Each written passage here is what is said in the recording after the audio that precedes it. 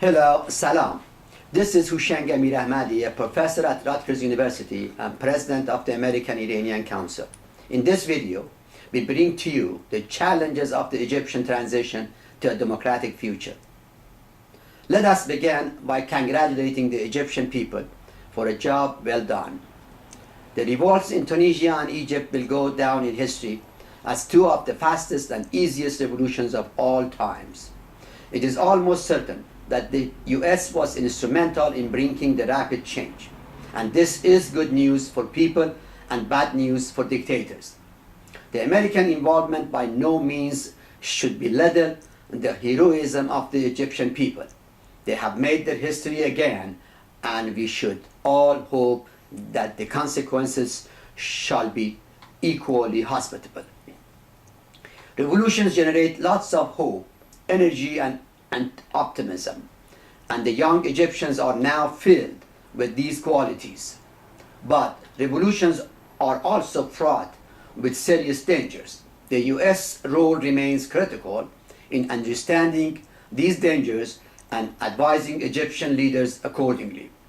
In the last 20 or so years, during which I have struggled for better US-Iran relations, I have been arguing that no country has ever become democratic in the absence of a diplomatic ties with the US, and that anti-American governments are also anti-democratic. This does not suggest that governments that have normal relations with the US are or become automatically democratic.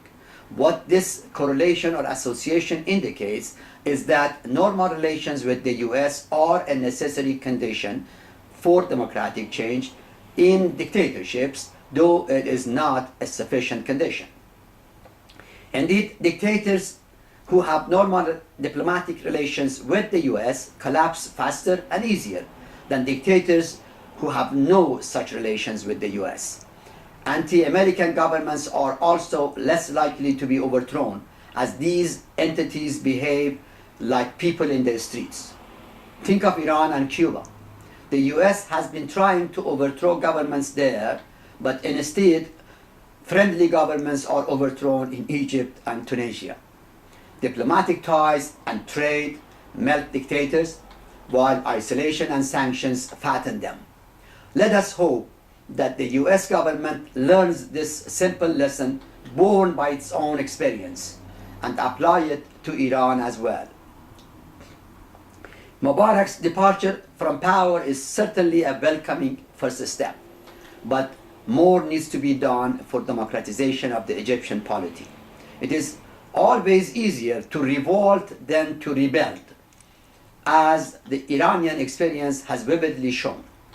We all know that the young Egyptians were instrumental in the revolt stage, but Egypt needs wise and mature political and business leaders to rebuild the post-revolutionary society.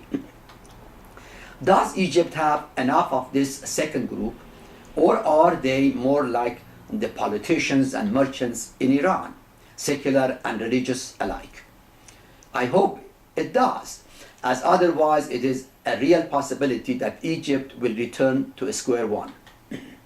We already see the sign of danger, as the transition to democracy in Egypt is going to be managed by a military junta. This institution has played the key role in Egyptian anti-democratic policies since 1952, when General Mohammed Naguib and Colonel Gamal Abdel Nasser overthrew the monarchy in a coup. Will the junta transfer power to or share power with the civilian leaders? Does Egypt have the kind of civilian leaders that the military and their Western allies can trust? Are there civilian leaders who really understand the intricacies of the transition to democracy in a nation of many antagonistic interests?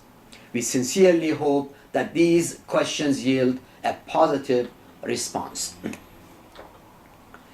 Egypt may need a Turgut Özal, the Turkish politician who convinced the army to leave the governing polity after several decades of ruling with an iron fist.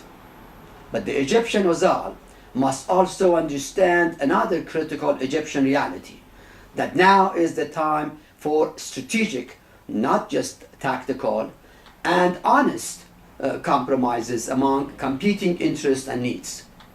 The Egyptian society is comprised of three interest groups and three corresponding needs. The upper class, that is, the generals, the capitalists, the old guards, are after economic growth and wealth accumulation. The middle class, that is, professionals and the intelligentsia, are competing for political development, that is, democratization or political reform. And the base class, that is, workers, peasants, and the poor, are striving for social justice, that is, provision of basic needs. Democratization in Egypt demands that these interest groups and their legitimate needs are brought together in a grand compromise plan of action, which can be best achieved by the formation of a coalition government. The governing coalition must also avoid the usual populist anti-Americanism in the region. It is now time for inclusion and not exclusion at all levels. Will these interest groups, the military in particular, understand the need for such a grand compromising schemes? And do they have the required political culture to help in this process of national reconciliation and democratization? We hope they do. Beyond these interests and needs, there are other important areas that require reform, including balancing international relations, avoiding anti-Israeli rhetoric while promoting Palestinian interests, harmonizing tradition with modernity, reconciling Islam with secular life, attending to minority and regional affairs, creating jobs for the young Egyptians, and securing women and human rights. A sea of issues await Egyptians, but it is critical that they go in steps and on the basis of a well-developed set of priorities. They also need to be patient, as a rush to action is deadly in a sensational situation that can develop in Egypt.